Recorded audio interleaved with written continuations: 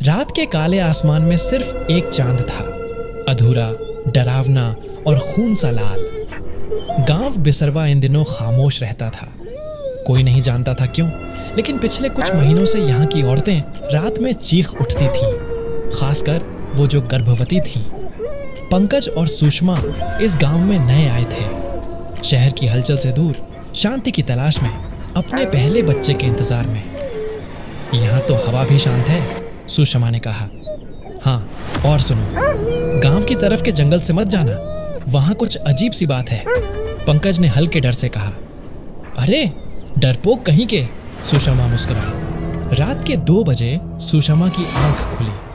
पेट में अजीब सी हरकत महसूस हो रही थी, जैसे कुछ हिल नहीं रहा बल्कि खिसक रहा हो ऊपर की तरफ। उसने करवट ली तो खिड़की के पास झाड़ी में कुछ सरसराहट सी सुनाई दी।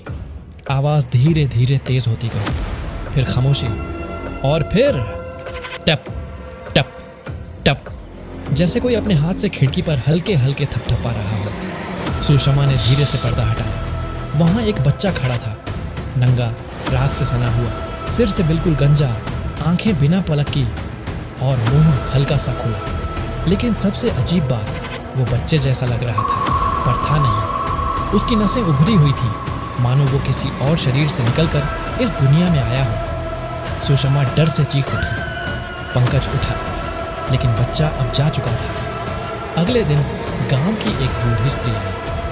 रात में कुछ देखा का बिटिया? उसने पूछा। सुषमा हिचकी लेते हुए बोली, एक बच्चा, मगर वो इंसान नहीं था। बूढ़ी स्त्री चुप हो गई, फिर धीरे से बोली, मुंजिया है, पीपल की झाड़ी में रहता है, औरतों के पेट की सांस खींच लेता है।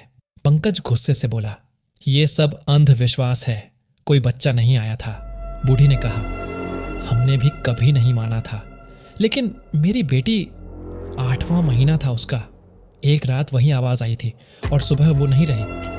पेट बिल्कुल खाली था। उस रात सुषमा को फिर वही आवाज सुनाई दी, इस बार खिड़की से नहीं, अंदर से, उसके पेट से। उसने पेट पर हाथ रखा और अचानक एक तेज झटका महसूस हुआ। वो जोर से चीखी।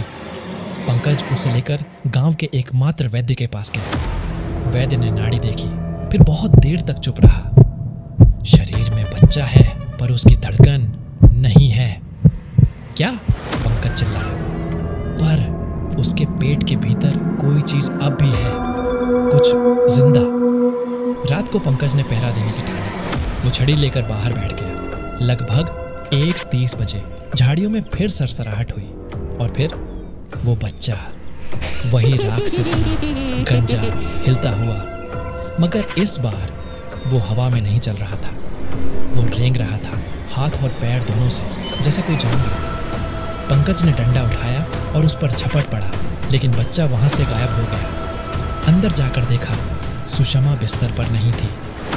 खून की लकीरें कमरे के कोने की ओर जा रही थीं। सुषमा वहां बैठी थी, अपनी साड़ी खींचकर पेट को घूरती हुई। वो अंदर है, उसने फुसफुसाते हुए कहा। अब मेरी बारी नहीं, उसकी है। उसकी आंखें अब बिल्कुल लाल थीं। पंकज ने गांव वालों को बुलाया। गांव के पुराने पुजारी को लाया गया, जो कुछ खास तंत्र मंत्र जानते थे। इसकी कोख अब शुद्ध नहीं रही, ये अब सिर्फ मां नहीं रही, ये उसका घर बन गई है, पुजारी ने कहा। उसे बाहर निकालो, पंकज चिल्लाया। पुजारी ने कहा, मुंजिया को शांति से नहीं निकाला जा सकता, उसे बांधना पड़ेगा।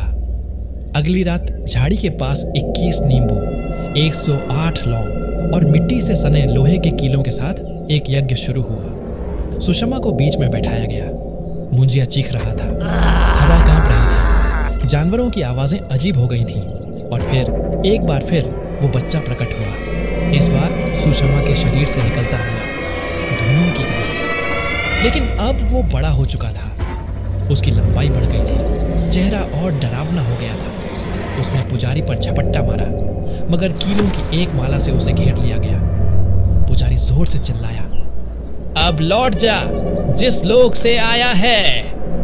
मुंजिया की चिल्लाहट जंगल को हिला गई। वो हवा में कांपा और कीलों की ओर झुक गया, और फिर वो अंदर समा गया। सुषमा बेहोश हो गई। पंकज ने उसका सिर अपनी गोद में रखा। सब खत्म हो गया? उसने पूछा। पुजारी ने कहा, नहीं, अब वो कीलों में बंद है, लेकिन अगले किसी झाड़ी के पास फिर कोई गलती होगी और फिर मुंजिया लौट आएगा।